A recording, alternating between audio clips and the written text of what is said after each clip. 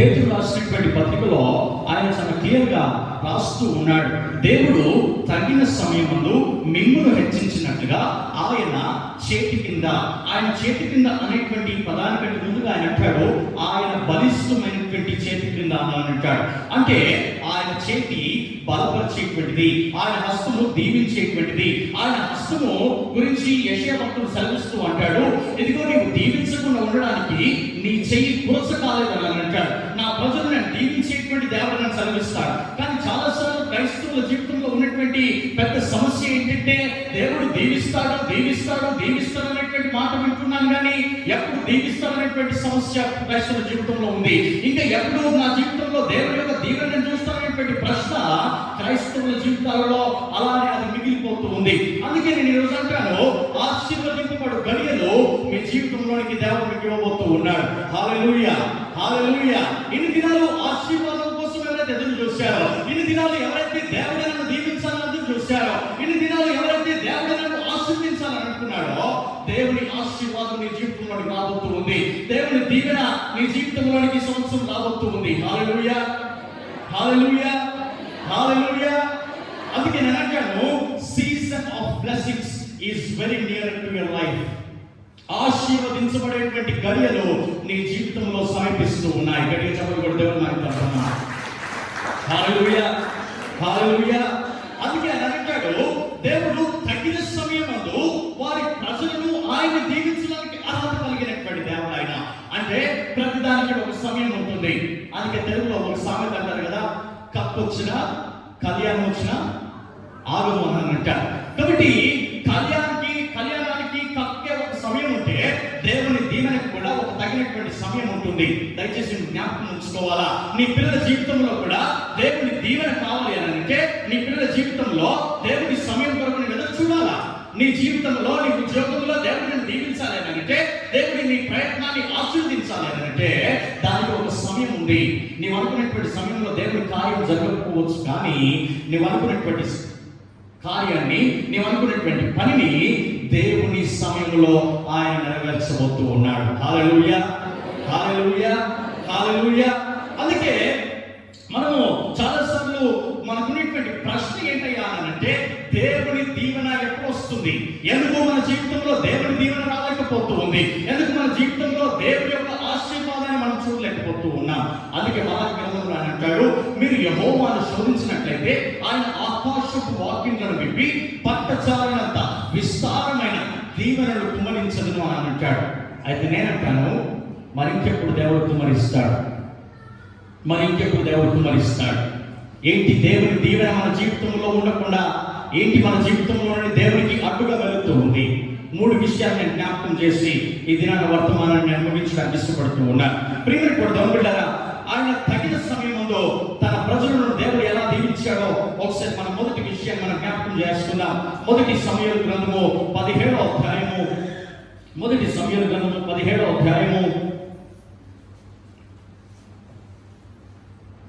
34వ వచనాన్ని మనం చదువుదాం. అందుకు దావీదు సౌలుతో ఇట్లా అన్నాడు, మీ దాసుడినైన నేను నా తండ్రి యొక్క గొర్రెలను కాయుచుండగా సింహమును ఎలుగుబంటిను వచ్చి మందల నుండి ఒక గొర్రె పిల్లను ఎత్తుకొని పోవచ్చుండగా. చాలండి, ఇప్పుడు మనము 36వ వచనం చదువుదాం. మీ దాసుడినైన నేను ఎలుగుబంటిని చంపి తినే జీవముల దేవుని సైన్యములను తిరస్కరించిన ఈ సున్నతి లేని ఫిలిష్తీయులు వాటిలో ఒకదాని వలె అగునని సెలవిచ్చెను. ప్రియమైనటువంటి మనం పోయిన ఆదివారము ఈ విషయాల గురించి కొంత వివరణ మనం చూసుకున్నాం. అక్కడ దావీదు సౌలుకు మధ్య జరుగుతున్నటువంటి సంభాషణ మనం చాలా సుపరిచితమైనటువంటి సంభాషణ. మనం 33వ వచనం 32వ వచనం నుండి 37వ వచనం వరకు చూసినట్లయితే సౌలుకు దావీదుకున్నటువంటి సంభాషణ మనం చూస్తూ ఉన్నాం. సౌలు అంటాడు, ఇదిగో వీడిని ఎదుర్కోవడానికి మన దేశంలో నుండి ఎవడు వెళ్తాడయ్యా అని అంటాడు. దావీదుకున్నటువంటి అన్నదమ్ములు కూడా అదే యుద్ధంలో ఉంటారు, వాళ్ళు అదే ఆర్మీలో ఉంటారు, వాళ్ళు అదే మిలిటరీలో ఉంటారు. కానీ దావీదు వాళ్ళ అన్నదమ్ములు కూడా ఆ ఫిలిష్తీయుడు అయినటువంటి గొలియాతును ఎదుర్కోవడానికి ఎవరు సంసిద్ధంగా లేరు. కాబట్టి అప్పుడు దావీదు వస్తాడు సౌలు దగ్గరికి. వచ్చి దావీదు ఒక మంచి మాటను మాట్లాడుతూ ఉన్నాడు. చూడండి ఒకసారి. ఆయన అంటాడు, 34వ వచనం మొదటి లైన్లో అంటాడు, మీ దాసుడనైనా నేను అన్నమాట మాట్లాడుతూ ఉన్నాడు. 36వ వచనంలో కూడా అంటాడు, మీ దాసుడనైనా నేను అనేటువంటి మాట మాట్లాడుతూ ఉన్నాడు. ప్రియమైన బిడ్డారా, అందుకే నేను చాలాసార్లు చెప్తూ ఉంటాను, బైబిల్లో ప్రతిదానికి ఒక క్రమాన్ని దేవుడు పెట్టాడు, ఒక ఉద్దేశాన్ని, ఒక ఖచ్చితమైనటువంటి నడవడికను దేవుడు బైబిల్లో పెట్టాడు అనేటువంటి విషయాన్ని నేను మీకు జ్ఞాపకం చేస్తూ వస్తూ ఉంటాను. ప్రియమైన బిడ్డారా, ఎందుకు ఆయన సౌలును చూసి మీ దాసుడు అన్నాడు అంటే, సౌలు వారికి రాజుగా ఉన్నాడు, ఆయన వారిని అధికారిగా ఉన్నాడు, ఆయన వారిని ఏలుతూ ఉన్నాడు కనుక దావీదు మాట్లాడేటువంటి మాట ఏంటంటే, అయ్యా మీ దాసుడనైనా నేను నా తండ్రి అనేటువంటి మాట మాట్లాడుతూ ఉన్నాడు. హల్లెలూయా, హల్లెలూయా, హల్లెలూయా. అందుకే యాకోబు యేషోవ మధ్యలో కూడా యేషోవ అంటాడు, కళ్ళకి చూసి 33వ అధ్యాయం 5వ వచనము ఆది కాండంలో ఆయన అంటాడు, చూసి వీరేమవుతారు నీకు అంటే, యాకోబు వెంటనే అంటాడు, నీ దాసునికి అనగా నీ సేవకునికి అనుగ్రహించిన దేవుని పిల్లలు అన్నటువంటి మాట మాట్లాడుతూ ఉన్నాడు. ప్రియమైన మనకంటే మనకెవరైతే అధిపతులుగా ఉంటున్నారో, మనకెవరైతే నాయకులుగా ఉంటున్నారో, మనకెవరైతే కాపురులుగా ఉంటూ ఉన్నారో వారి కింద మనం దాసులుగా ఉంటూ ఉన్నాం అనేటువంటి విషయాన్ని మనం జ్ఞాపకం చేసుకోవాలా. ఇక్కడ దావీదు మాట్లాడేటువంటి మాట ఫిలిష్తీయుడు అయినటువంటి గొలియాతును గురించి 3 మాటలు ఆయన మాట్లాడుతూ ఉన్నాడు. మొదటి మాట అంటాడు 36వ వచనంలో, వీడు సున్నతి లేనటువంటి వాడని అంటాడు. రెండవది అని అంటాడు, వీడు ఫిలిష్తీయుడు అని అంటాడు. మూడవది, వీడు దేవుడిని తిరస్కరించినటువంటి వాడు అని అంటాడు. చూడండి సార్, 36వ వచనం చదువుదాం మనం.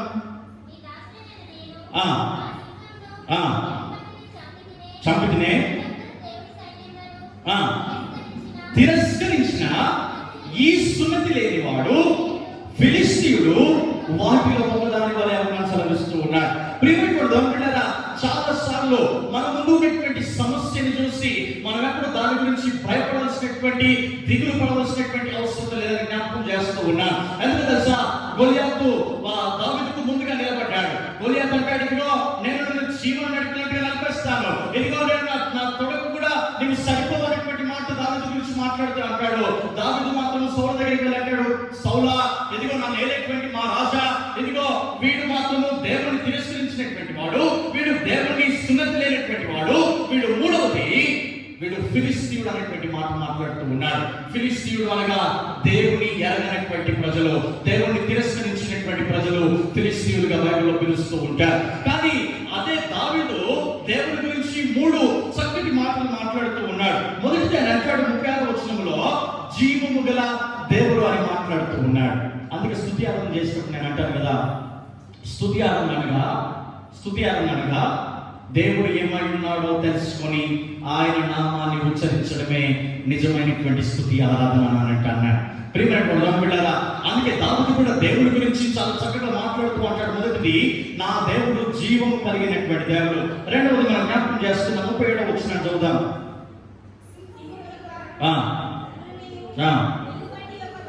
బలము నుండి నన్ను రక్షించిన యెహోవా. చాలండి, హల్లెలూయా, హల్లెలూయా. రెండవది, నీ దేవుడు నా దేవుడు ఎలాంటి వాడంటే ఆయన రక్షించేటువంటి దేవుడు, ఆయన రక్షించడానికి అర్హత కలిగినటువంటి దేవుడు ఆయన. అందుకే ఈ దినము కీర్తన గ్రంథం 31వ అధ్యాయం చదువుతూ ఉన్నప్పుడు అక్కడ దావీదు చాలా క్లియర్ గా మాట్లాడుతూ, చాలా క్లియర్ గా రాస్తూ అన్నాడు, ఆయన యెహోవాను నమ్ముకొనుట మంచిది అని అంటాడు. నరుల చేతనైనను రాజుల చేతనైనను రక్షణ కలగదు అన్నటువంటి మాట జ్ఞాపకం చేస్తూ ఉన్నాడు. అదే దావీదు ఆయన రాజుగా చేయబడక ముందే, ఆయన గొర్రెల కాపరిగా ఉన్నప్పుడే దేవుని గురించి ఆయన గమనించి, దేవుని గురించి ఆయన తెలుసుకొని, దేవుని గురించి ఆయన అనుభవించినటువంటి మాట ఏంటంటే, నా దేవుడు నన్ను రక్షించడానికి అర్హత కలిగినటువంటి దేవుడు. హల్లెలూయా, హల్లెలూయా. 3వ మాట ఆయన మాట్లాడుతూ ఉన్నాడు. 45వ వచనం చదువుదాం. 3వ మాట దేవుని గురించి ఆయన మాట్లాడుతూ అంటాడు,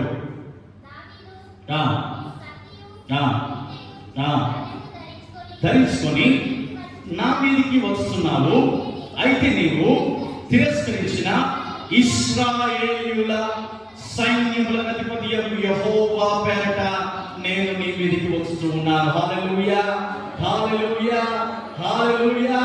జీవం కలిగినటువంటి యెహోవా నామమునకు ప్రతి సమస్తమైనటువంటి మహిమ, ఘనత, ప్రభావములు కలుగును గాక.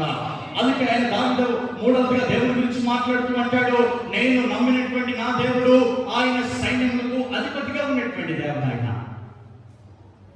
మొదటిది ఆయన జీవం కలిగినటువంటి దేవుడు, ఆయన నన్ను రక్షించడానికి అర్హత కలిగినటువంటి దేవుడు. మూడవది సైన్యములకు అధిపతి అయినటువంటి యెహోవా నా దేవుడు.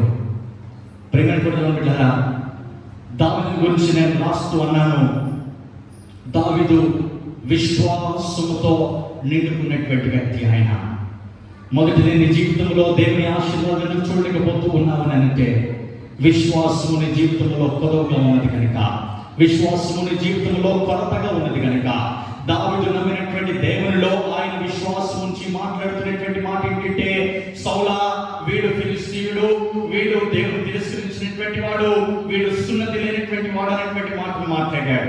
కానీ అదే దావీదు విశ్వాసంతో దేవుని గురించి మాట్లాడుతూ అంటాడు, నేను నమ్మినటువంటి దేవుడు, నా దేవుడు జీవం కలిగినటువంటి దేవుడు. ఆయన నా దేవుడు నన్ను రక్షించడానికి అర్హత కలిగినటువంటి దేవుడు. ఆయన నా దేవుడు చివరిగా సైన్యములకు అధిపతి అయినటువంటి యెహోవా. గట్టిగా చెప్పులు కొట్టి దేవుడు నామమున మహిమపరచుదామా. ప్రియమైన విశ్వాసము నీ జీవితంలో కొరతగా ఉన్నందువల్ల, విశ్వాసము నీ జీవితంలో కొరతగా ఉన్నందువల్ల, విశ్వాసము నీ జీవితంలో పరిపూర్ణంగా లేనందువల్ల ఏ సమస్య వచ్చినా నీకు భయపడుతూ ఉన్నావు. నీ పిల్లల భవిష్యత్తును బట్టి నీకు దిగులు పడుతూ ఉన్నావు. నీ పిల్లల భవిష్యత్తును బట్టి నీకు కృంగుబాటు అనేటువంటి నీ జీవితంలో వస్తుంది. ఎందుకు తెలుసా? Just because of you are not having complete faith in God. పరిపూర్ణమైనటువంటి విశ్వాసం నీ జీవితంలో లేనందువల్ల నీ పిల్లలను బట్టి నువ్వు భయపడుతూ ఉన్నావు, నీ కుటుంబాన్ని బట్టి నువ్వు భయపడుతూ ఉన్నావు, నీ ఆర్థిక సమస్యను బట్టి నీవు కృంగిపోతూ ఉన్నావు.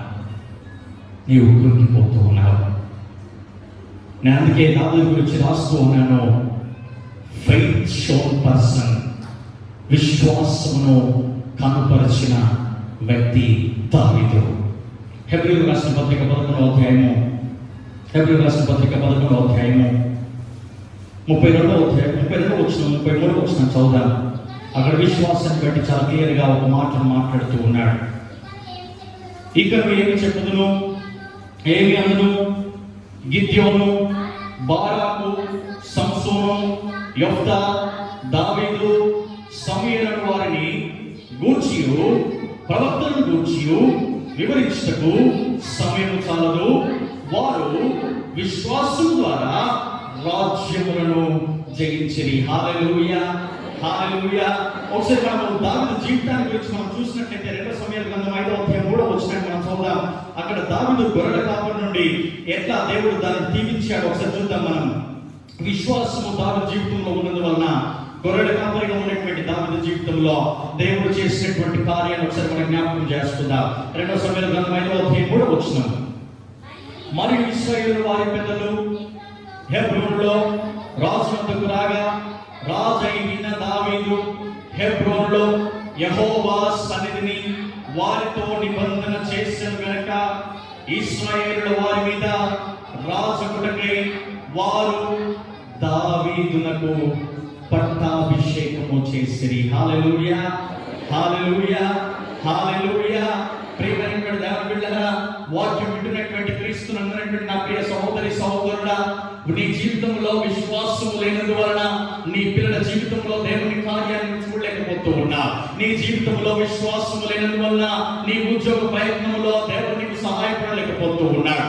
దేవునిలో నీకు సంపూర్ణమైనటువంటి విశ్వాసం లేనందువలన దేవుని యొక్క దీవెన నీ జీవితంలో నీవు చూడలేకపోతూ ఉన్నావు. అదే దావీదు విశ్వాసంతో దేవుని గురించి మాట్లాడుతూ అంటాడు, ప్రభువా ఇదిగో నా రాజైనటువంటి సౌలా, ఇదిగో నేను నమ్మినటువంటి దేవుడు, ఆయన జీవం కలిగినటువంటి దేవుడు, నేను నమ్మినటువంటి దేవుడు, నన్ను రక్షించడానికి అర్హత కలిగినటువంటి దేవుడు, నేను నమ్మినటువంటి దేవుడు. మనం చూస్తున్నటువంటి సైన్యములన్నిటికీ ఆయన అధిపతిగా ఉన్నటువంటి దేవుడు. వాక్యం వింటున్నటువంటి జీవితంలో విశ్వాసం కనుక కొదవ ఉన్నట్లయితే ఈ దినాన్న సంపూర్ణమైనటువంటి విశ్వాసాన్ని పొందుకొని వెళ్ళాలని జ్ఞాపకం చేస్తూ ఉన్నా. అందుకే విశ్వాసాన్ని గురించి ఆయన రాస్తూ ఉంటాడు. హెబ్రీ పత్రిక 11వ అధ్యాయం 6వ వచనంలో, హెబ్రీ పత్రిక 11వ అధ్యాయం 6వ వచనం మనం చదువుదాం. విశ్వాసాన్ని గురించి చాలా విశ్వాసం లేకుండా దేవునికి ఇష్టడై ఉండుట అసాధ్యం. నాతో ఒకసారి ఒక తండ్రి మాట్లాడుతూ అన్నాడు, నా కుమారుని జీవితంలో దేవుడు కార్యం చేయకపోతే వాడు దేవుడి సన్నిధికి రాడన్నాడు. నేను అన్నాను, వాడు రాకపోయినా పర్లేదు, నువ్వు రాకపోయినా పర్లేదు, దేవుడి కార్యం మీ జీవితంలో చూడాలంటే ఏంటో తెలుసా విశ్వాసము లేకుంటే దేవుడి కార్యం మన జీవితంలో మనం చూడలేము. ఒక సందర్భాన్ని నేను జ్ఞాపకం చేసి ముందుకు వెళ్తాను. ఇంగ్లాండ్ దేశంలో నేను బయలుదేరి వస్తూ ఉన్నప్పుడు నా మనసులో పదే వచ్చినటువంటి ఆలోచన ఏంటంటే 17 లక్షల రూపాయల అప్పు ఇంకా నా తల మీద ఉంది. దానికి ఇంట్రెస్టే నెలకు కనీసం 15,000 రూపాయలు నేను కట్టాలా. ఇంకా నేను కట్టట్లేదు. నేను ప్రభుతో ప్రార్థన చేస్తూ ఉన్నాను, ప్రభా నేను విశ్వాసం ఉంచి నీలో నేను విశ్వాసం ఉంచి, ఎందుకు నేను ప్రభులో విశ్వాసం ఉంచానంటే 2 కొరింథీ పత్రిక 8వ వచనంలో అంటాడు, మీ నిమిత్తము నేను దరిద్రుడనైతున్నాను అంటాడు. ఎందుకు దేవుడు మన నిమిత్తం దరిద్రుడిగా చేయబడ్డాడనంటే ఈ లోకంలో మనం ధనవంతులుగా ఉండడానికి. హల్లెలూయా.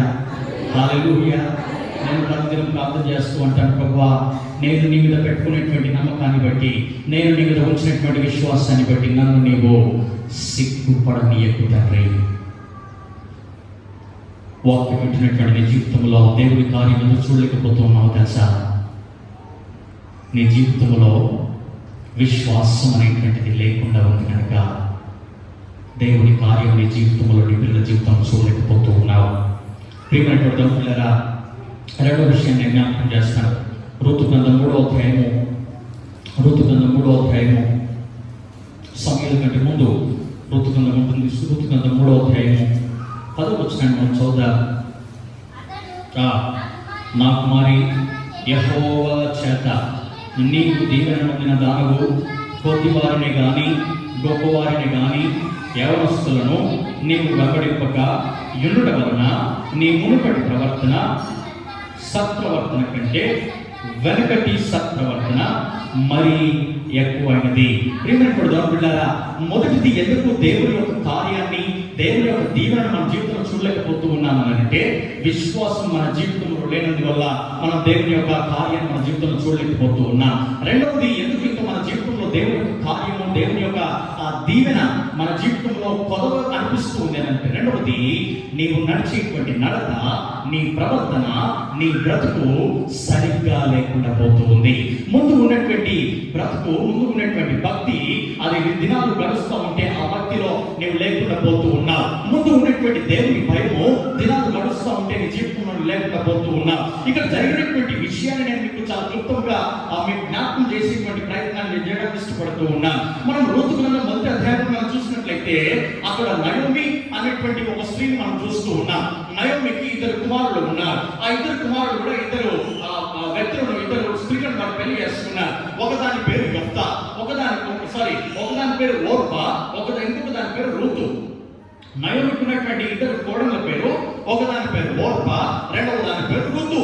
వీరు ఎప్పుడైతే నయోమి యొక్క కొడుకులను వాళ్ళు పెళ్లి చేసుకున్నారో, వారు పెళ్లి చేసుకున్న కొద్ది కాలం తర్వాత వాళ్ళ కుమారులు చనిపోతారు. వాళ్ళ కుమారులు చనిపోయిన తర్వాత నయోమి అంటది, ఇదిగో దేవుడు నాకు చాలా కీడు చేశాడనేటువంటి మాట మాట్లాడుతుంది. దేవుడు నాకు చాలా అన్యాయం చేశాడనేటువంటి మాట మాట్లాడి అంటది తన కోడలను పిలుస్తుంది. దగ్గరికి పిలిచంటది, ఓర్పా నీవు పెద్దదాని వెనుక, ఇదిగో నీవు నీ చెల్లి అనేటువంటి రూతు, మీరిద్దరు కూడా మీ తల్లిగారింటికి మీరు వెళ్ళండి అని అంటది. ఎందుకు మీ తల్లిగారింటికి మీరు వెళ్ళాలి అని అంటే, మీరు నాతో ఉన్నట్లయితే చచ్చిపోతారు అనేటువంటి మాట సెలవిస్తుంది. మీరు నాతో ఉన్నట్లయితే నాకు మీ దగ్గర మీకు పెట్టడానికి నా దగ్గర ధనం కానీ ధాన్యం కానీ లేనటువంటి విషయాన్ని తను సూచిస్తూ ఉంటుంది. ఎప్పుడైతే నయోమి ఈ మాట మాట్లాడుతుందో, ఓర్పా గురించి మనం ఆలోచన చేసినట్లయితే నయోమి చెప్పినటువంటి మాట ఓర్పా నమ్మి, ఓర్పా తన తల్లిదండ్రుల దగ్గరికి వెళ్ళిపోతుంది, తన తల్లిగారింటికి వెళ్ళిపోతుంది. కానీ రూతు మాత్రం ఒక మంచి మాటను మాట్లాడుతుంది. రూతు మాత్రం 1వ అధ్యాయంలో చాలా భయంకరమైనటువంటి విషయాన్ని అక్కడ తను తెలియజేస్తుంది. చూడండి ఒకసారి 14వ వచనం. వారు ఎలుగెత్తి ఏడవగా, వారు అనగా నయోమి, ఓర్పా, రూతు, వీరు ముగ్గురు కూడా ఎలుగెత్తి ఏడుస్తూ ఉన్నారు. ఏడవగా ఓర్పా తన అత్తను ముద్దు పెట్టుకొని రూతు ఆమెను హత్తుకొనెను. ఇట్లుండగా ఆమె ఇదిగో నీ తోడి కోడలు తన యజమానుడి యొద్దకును తన దేవుని యొద్దకును. ఒక నిమిషం అండి, ఇక్కడ తన యజమానుడి యొద్దకు తన జన్ముల యొద్దకు అనేటువంటి మాట మాట్లాడాడు. జనాలు అంటే తన ఇంటి వారి దగ్గరికి తను వెళ్ళిందని. తన దేవుని యొద్దకు అనేటువంటి మాట కూడా అక్కడ మాట్లాడుతుంది నయోమి. తన దేవుని యొద్దకు అనంటే ఎప్పుడైతే ఓర్పా నయోమితో ఉందో, ఓర్పా నయోమితో ఉన్నంత కాలము నయోమా యెహోవాను సేవించింది, నయోమి దేవుణ్ణి ఆరాధించింది, నయోమి యెహోవాను వెంబడించడం ప్రారంభించింది. కానీ ఎప్పుడైతే ఓర్పా నయోమిని విడిచిపెట్టి తన తల్లి దగ్గరికి ఎప్పుడైతే వెళ్ళిందో అప్పుడు వారు అన్య దేవతలను పూజించడం ప్రారంభించారు. అందుకనే నీ తోడి కోడలు తన జనుల యొద్దకును తన దేవుని యొద్దకు అనేటువంటి మాట మాట్లాడుతూ ఉంది. ఇక్కడ దేవుడు అనగా యెహోవా దేవుడు కాదు, జాగ్రత్త, అన్య దేవుడు అనేటువంటి మాట అక్కడ మీరు అర్థం చేసుకోవాలా. రైట్, తన జనుల యొద్దకును తన దేవుని యొద్దకును తిరిగిపోయినదే నీవును నీ తోడి కోడలి వెంబడి వెళ్ళుమనెను. ప్రియమైనటువంటి దేవుని బిడ్డలారా, అక్కడ జరిగినటువంటి సంభాషణ మనం ఆలోచన చేసుకున్నాం, మనం దానిని గ్రహించడానికి వీలైంది. అక్కడ జరిగినటువంటి సంభాషణ ఏంటంటే ఓర్పా మాత్రము తన తల్లిగారింటికి వెళ్ళిపోయింది. తన అత్త అంటుంది, ఇదిగో మీరు నాతో ఉన్నట్టు చచ్చిపోతారు, నాకు మీకు పెట్టడానికి నా దగ్గర ఏం లేదు, యెహోవా దేవుడు, నేను నమ్మినటువంటి నా దేవుడు, నేను నమ్మినటువంటి నా దేవుడు జీవంలో అయినటువంటి వాడు అనుకున్నాను, నేను నమ్మినటువంటి నా దేవుడు నన్ను రక్షించేటువంటి దేవుడు అనుకున్నాను, కానీ నా దేవుడు నన్ను శపించాడు, నా దేవుడు నన్ను శిక్షించాడు, నా దేవుడే నన్ను ఇంత బాధకు నన్ను గురి చేశాడనేటువంటి మాట, నా దేవుడు నాకు అన్యాయం గురి చేశాడనేటువంటి మాట నయోమి తన కోడలతో మాట్లాడుతూ ఉంటే ఓర్పా మాత్రము, రూతు మాత్రము, నయోమి మాత్రము వారు అక్కడ ఉన్నారు. అక్కడ బాగా ఎలుగెత్తి ఏడ్చి వారు గట్టిగా యెహోవాకు మొరపెట్టిన తర్వాత ఓర్పా తన అత్త దగ్గరికి వెళ్ళి తన అత్తను ముద్దు పెట్టుకొని అత్త నుండి తన తల్లి దగ్గరికి వెళ్ళడానికి తను ఇష్టపడింది. కానీ రూతు మాత్రము ఓర్పా నయోమిని విడిచిపెట్టి వెళ్ళడానికి తను ఇష్టపడట్లేదు. రూతు మాత్రము నయోమిని విడిచిపెట్టి తన తల్లిగారికి వెళ్ళడానికి రూతుకి ఇష్టంగా లేదు. రూతు మాట్లాడినటువంటి ఒక భయంకరమైనటువంటి మాట ఏంటంటే, ఇదిగో నీవెక్కడికి వెళ్తావో నీ ఉన్నటువంటి చోటికి నేను వస్తాను అనేటువంటి మాట మాట్లాడుతూ ఉంది. చూడండి 16 వచనాన్ని మనం చూద్దాం. అందుకు రూతు, నా వెంబడి రావద్దనియు నన్ను విడిచిపెట్టమనియు నన్ను బతిమాలు కొనవద్దు. ఎవరెవరికి బతిమాడుకుంటున్నారు? ఎవరెవరికి బతిలాడుతున్నారు?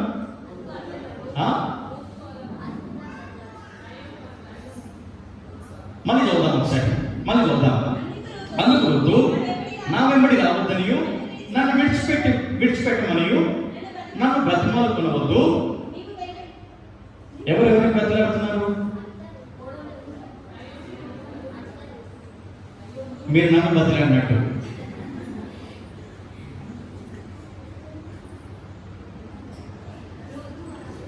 ఎవరెవరికి బతిలాడుతున్నారు చెప్పాలా? ఎవరికి బతిలాడుతుంది రూతు? Very good. తన కోడలైనటువంటి రూతు అత్త అయినటువంటి నయోమిని బ్రతిలాడుతూ ఉంది. ఏమని బ్రతిలాడుతూ ఉంది? ఇప్పుడు మనం దాని కంటిన్యూషన్ చదువుదాం.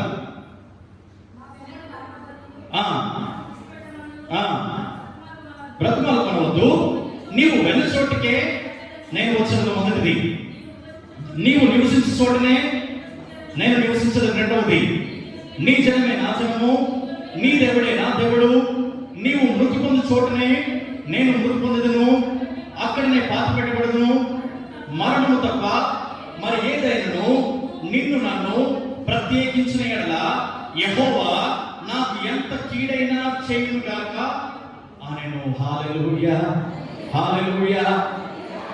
ఓర్పా బహుశా నేను అనుకుంటాను నయోమి రూతు కంటే పెద్దదేమో, అందుకే తన తోడి కూడలు అన్నటువంటి మాట మాట్లాడాడు, కానీ పెద్ద చిన్న అన్నటువంటి మాట అక్కడ రాయబడలేదు. నేను అనుకుంటున్నాను ఓర్పా బహుశా రూతు కంటే పెద్దది కావచ్చు, అంటే నయోమి యొక్క మొదటి కుమారుణ్ణి తన వివాహం ఆడింది కావచ్చు. కానీ ఎప్పుడైతే నయోమి నన్ను విడిచిపెట్టి మీరు వెళ్ళండి, మీ ఇంటికి వెళ్ళండి అని ఎప్పుడైతే తను చెప్పిందో ఓర్పా మాత్రం తన అత్త దగ్గరికి వచ్చి తన అత్తను ముద్దు పెట్టుకొని అక్కడ నుండి వెళ్ళిపోయింది. కానీ రూతు మాత్రం అట్లా లేదు.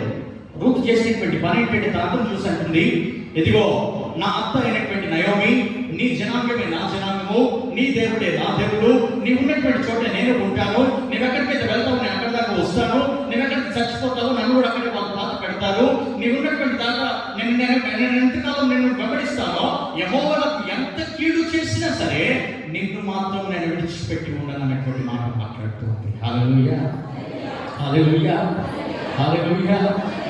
ఈ దినాలలో అత్త కోడలు పడుతుందా?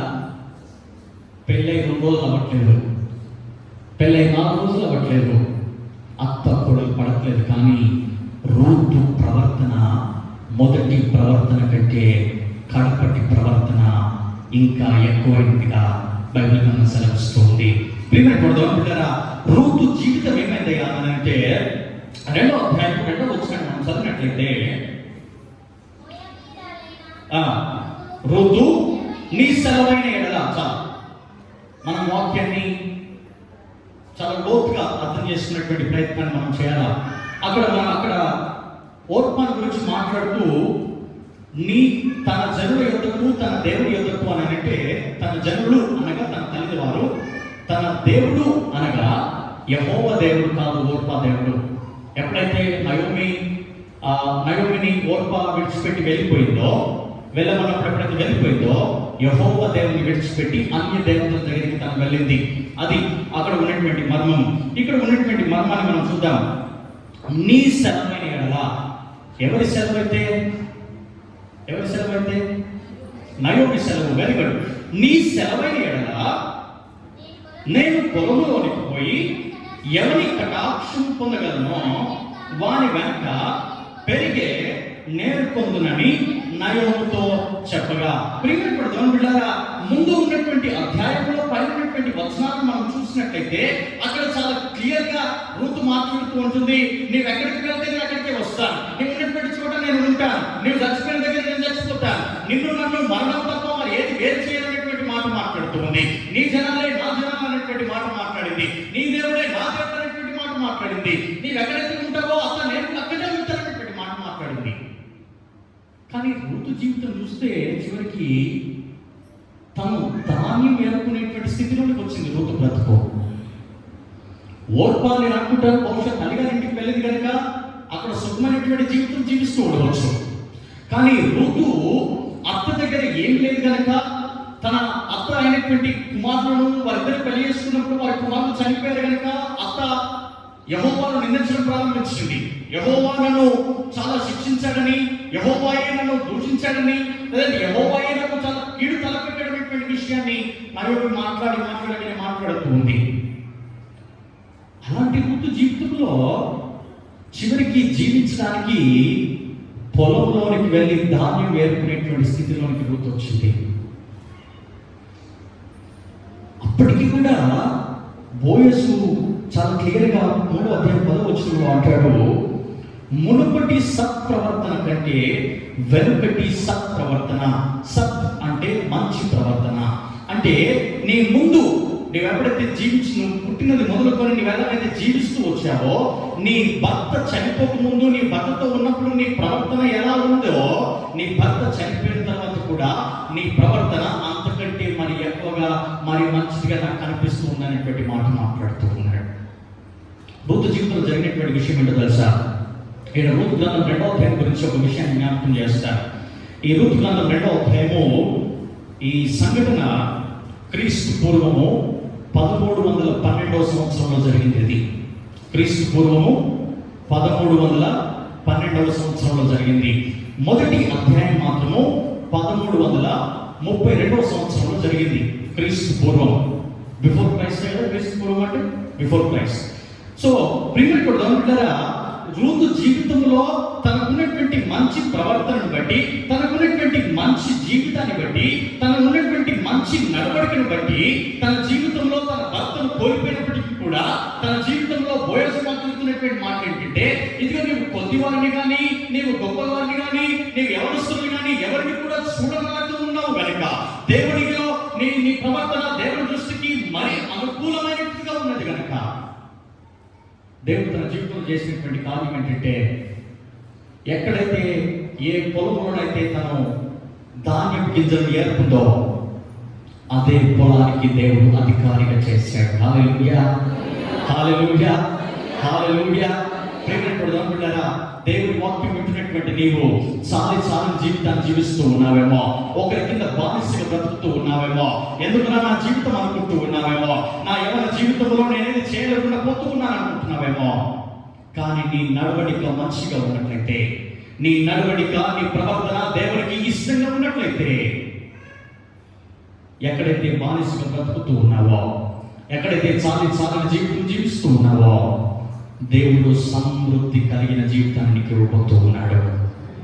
హల్లెలూయా, హల్లెలూయా. చాలినటువంటి జీవితం అనగా ప్రతి దినము పిల్లల భవిష్యత్తును గురించి, నీ బ్రతుకు గ్రంథిని నీడవడం, ప్రతి దినము నీ కుటుంబాన్ని గురించి, అయ్యో ఎట్లా ఈ దినం నా కుటుంబం ఎలా గడపాలి అనేటువంటి విషయాన్ని గురించి నువ్వు కృంగిపోతూ నీ కుటుంబ బాధ్యతను నీ భుజాల మీద వేసుకొని దాన్ని నడిపించలేకుండా దాన్ని బలంగా లాగుతూ ఉన్నావు. చూసావా? ఆ సమయంలో కూడా నేను దేవుని దృష్టిలో నీ ప్రవర్తన సరిగ్గా ఉన్నట్లయితే జాగ్రత్త సుమి. ఎక్కడైతే బానిస అనేటువంటి మాట నీకు వచ్చిందో, ఎక్కడైతే పేద అనేటువంటి మాట నీకు వచ్చిందో, ఎక్కడైతే లేమిడి అనేటువంటి బ్రతుకు నీ జీవితంలో చూసావో, ఎక్కడైతే లేమిడి అనేటువంటి జీవితం నీకుందో, దేవుడు దానిని సమృద్ధిగా మార్చబోతూ ఉన్నాడు. హల్లెలూయా. మూడో విషయాన్ని నేను జ్ఞాపకం చేసి ముగిస్తాను. ఎస్తేరు గ్రంథం 2వ అధ్యాయము, ఎస్తేరు గ్రంథం 2వ అధ్యాయము, ఎస్తేరు గ్రంథం 2వ అధ్యాయం 19వ వచనం మనం చదువుదాం. ఎస్తేరు గ్రంథం 2వ అధ్యాయం 19వ వచనం. రెండో మారు కన్యకలు కూర్చుండబడినప్పుడు మొర్దెకై రాజు గుమ్మములో కూర్చొని ఉండెను. చాలండి. ప్రియమైనప్పుడు అనుకుంటారా, మొదటిది దేవుడు తగిన సమయంలో తన ప్రజలను దీవిస్తాడు అనేటువంటి విషయాన్ని మనం అర్థం చేసుకున్నాం. కానీ దేవుడి దీవెన మన జీవితంలో ఎందుకు మనం చూడట్లేదంటే, మొదటి విషయము విశ్వాసము మన జీవితంలో లేనందువల్ల దేవుడి యొక్క కార్యం మన జీవితంలో చూడలేకపోతూ ఉన్నాం. రెండవది, ఇంకా ఎందుకు బట్టి దేవుడి కార్యం మన జీవితంలో, దేవుడి దీవెన మన జీవితంలో లేకుండా పోతూ ఉండనంటే, మన ప్రవర్తన ముందు ఉన్నటువంటి భక్తి జీవితం కంటే ఇప్పుడు ఉన్నటువంటి భక్తి జీవితం అది తక్కువగా ఉంటూ ఉంది. ముందు ఉన్నటువంటి దేవుని భయములో, ముందు ఉన్నటువంటి దేవుని భక్తిలో మన జీవితం ఎలా ఉందో, ఇప్పుడు ఉన్నటువంటి భక్తి, ఇప్పుడు ఉన్నటువంటి భయము అది కొద్దిగా దేవునికి కనిపిస్తూ ఉంది. నీ భయము, నీ భక్తి అనుదినము దేవుడిలో ఇంకా అది మరి ఎక్కువ ఉండాలి. కానీ నీ జీవితంలో మాత్రము దేవుని భక్తి, దేవుని భయం అది అనుదినము కృంగిపోతూ ఉంది. అది అనుదినము మరుగుజ్జుగా చేయబడుతూ ఉంది. అందుకే దేవుని యొక్క కార్యం మన జీవితంలో చూడలేకపోతూ ఉన్నా. మూడో విషయాన్ని నేను జ్ఞాపకం చేస్తాను. మూడవది, ఇక్కడ ఒక వ్యక్తిని మనం జ్ఞాపకం చేసుకుంటూ ఉన్నాం. ఆయన పేరు మొర్దెకై. ఈ విషయాన్ని నేను చాలా త్వరగా మిమ్మల్ని నుంచి నేను చూపిస్తాను. ప్రియమైనటువంటి ఈ మొర్దెకై జీవితంలో ఆయనకున్నటువంటి పని ఏంటంటే, ఆయనకున్నటువంటి ఉద్యోగం ఏంటంటే, ఆయన రాజు గేట్ దగ్గర కూర్చున్నటువంటి వ్యక్తి, ఆయన రాజు గుమ్మము దగ్గర కూర్చున్నటువంటి వ్యక్తి ఆయన. కాబట్టి రాజు దగ్గర ఆయన కలవాలి అన్నదంటే మొర్దెకై పర్మిషన్ తీసుకొని వెళ్ళాలా. అక్కడి వరకు బాగానే ఉంది. కానీ ఆయన జీవితం ఏంటయ్యా అంటే, ఆయన యూదుడైనటువంటి వ్యక్తి రాజు గుమ్మము దగ్గర ఒక వాచ్మెన్ పని చేస్తూ ఉన్నాడు, ఒక కావలి వాడి పని చేస్తూ ఉన్నాడు మొర్దెకై గురించి నేను చదువుతూ ఉన్నాను, నేను రాస్తూ ఉన్నప్పుడు మొర్దెకై గురించి నేను ఒక స్టేట్మెంట్ ఇచ్చాను. నేను faithful life led to honour అంటే, నమ్మకత్వాన్ని బట్టి మొర్దెకై ఘనత వహించింది మొర్దెకై జీవితంలో. హల్లెలూయా, హల్లెలూయా. ప్రియమైనటువంటి ఆయన చేసినటువంటి పని ఏంటంటే, అక్కడ మనం చాలా జాగ్రత్తగా చూసినట్లయితే, ఆయన రాజుకు ఆయన కావలి వాడి పని చేస్తూ ఉన్నాడు. రాజు గుమ్మం దగ్గర ఆయన కూర్చుంటూ ఉన్నాడు. రాజు గుమ్మం దగ్గర కూర్చుంటూ ఉన్నాడు. ఆ దేశంలో ఒక ఇద్దరు రాజును చంపాలనేటువంటి ఆలోచన పూనుకున్నారు. ఎప్పుడైతే రాజును చంపాలనేటువంటి ఆలోచన కలిగి ఉన్నారని మొర్దెకైకి తెలిసిందో, ఆ మొర్దెకై వెంటనే రాజును రక్షించడానికి ఆయన తనకు తానుగా సంసిద్ధపరుచుకున్నాడు.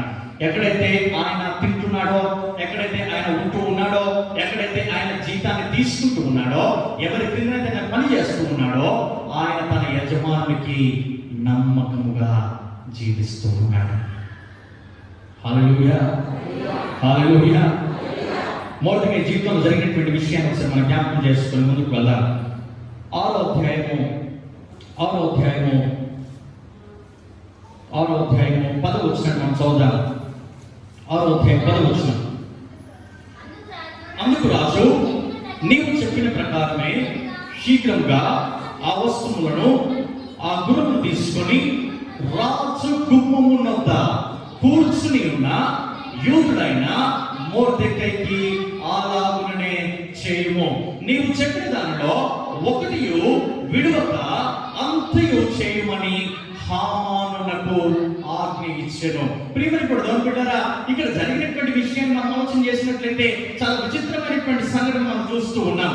హామాను తనకు ఘనత రావాలనుకున్నాడు. హామాను రాజు తనను సన్మానించాలనుకున్నాడు. హామాను దేశంలో ఇదిగో రాజు నన్ను సన్మానించాడు అనేటువంటి విషయాన్ని దేశ ప్రజలందరికీ తెలియజేయాలనుకున్నాడు. కానీ రాజు మాత్రం హామానుకు బదులుగా మొర్దెకైని రాజు కనపరుస్తూ ఉన్నాడు. ఎందుకు తెలుసా? మొర్దెకై హామాను జీవితం కంటే మొర్దెకై జీవితము నమ్మకముగా రాజుకు కనిపించింది కనుక మొర్దెకై జీవితాన్ని మనం చూసినట్లయితే 10వ అధ్యాయము మొదటి 3 వచనాలు చాలా క్లియర్గా మొర్దెకై సంపాదించినటువంటి ఘనత గురించి ఆయన రాస్తూ ఉన్నాడు.